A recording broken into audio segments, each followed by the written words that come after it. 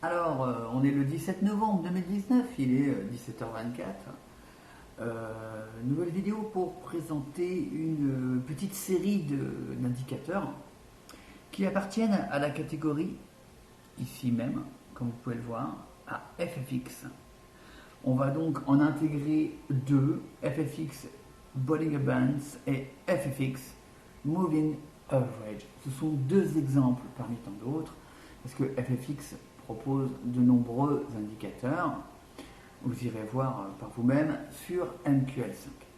Partons sur un premier, par exemple, sur les bandes de Bollinger. Bollinger Bands, on le glisse et voyons ce qui se passe. Alors, time frame, on va en choisir trois. Par exemple, des importants, bien sûr. Alors, des importants, ça va être des 1, bien sûr. On peut partir sur du H1, pourquoi pas.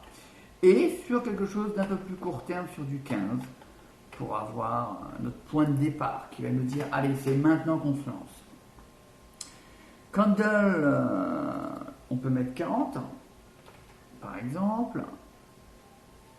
On est donc sur des Bollinger Bands, c'est-à-dire qu'on reste sur 20, on ne touche pas à ça, on ne touche pas à ça. On peut mettre 2,5 ou 2,3 si on veut un peu moins de faux signaux, mais bon, apparemment il ne veut même pas. Donc on va laisser 2 dans déviation, on va laisser 2. Voilà. Concernant les couleurs, background, on va mettre quelque chose de plus clair.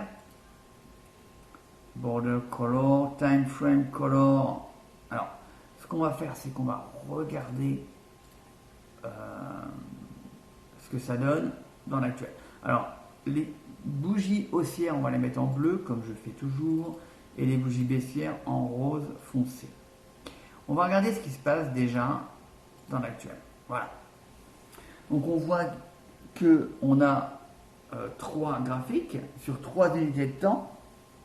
Par contre, vous voyez, c'est en jaune, donc on ne voit rien du tout. Donc, ce qu'on va faire, c'est qu'on va retourner dans l'indicateur. Et là où c'est jaune, on va mettre tout simplement du bleu marine. Voilà. Et normalement, ça devrait être un peu plus clair. Alors, on voit les unités de temps. On est d'accord, hein, M15 ici, H1 ici, et D1. Par contre, on ne voit pas la courbe.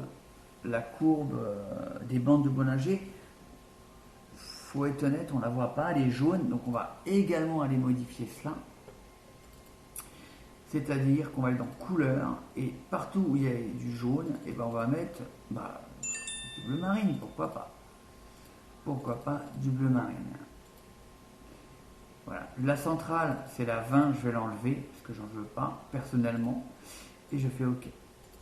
Voilà, vous voyez, avec les petits tirets, hein, on voit très bien sur les 3 unités de temps nos bandes de Bollinger qui sont clairement dessinées avec une certaine volatilité. J'ai bien dit une certaine volatilité.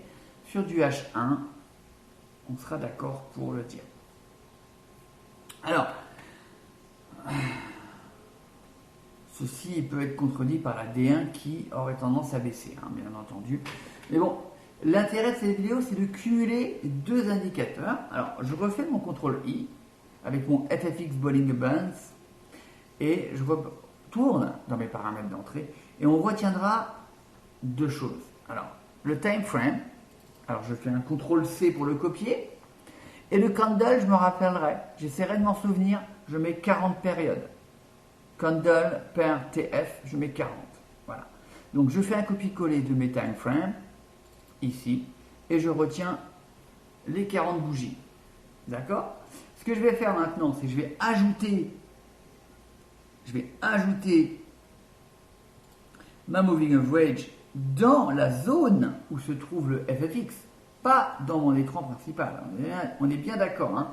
Je glisse dans la zone FFX. Je lâche. Je colle, CTRL V, copier-coller, hein? CTRL V, je colle mes unités de temps. Je mets candle per TF à 40, comme l'autre. Et je change mes couleurs. Donc, le jaune devient bleu marine, si on s'en souvient. Le vert devient bleu. Le rouge devient rose. Et dans les couleurs, je remplace mon jaune par le bleu marine.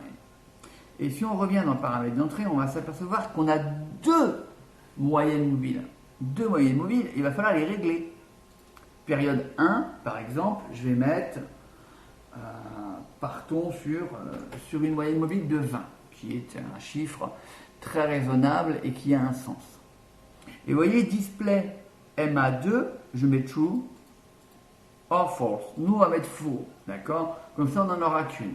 Et je mets OK. Et voilà, qu'est-ce qui s'est passé? Je remarque que ma moyenne mobile s'est mise en accord sur le même graphique FFX avec mes bandes de Bollinger. Voilà pour la présentation de deux indicateurs cumulés l'un avec l'autre dans la catégorie FFX. À bientôt.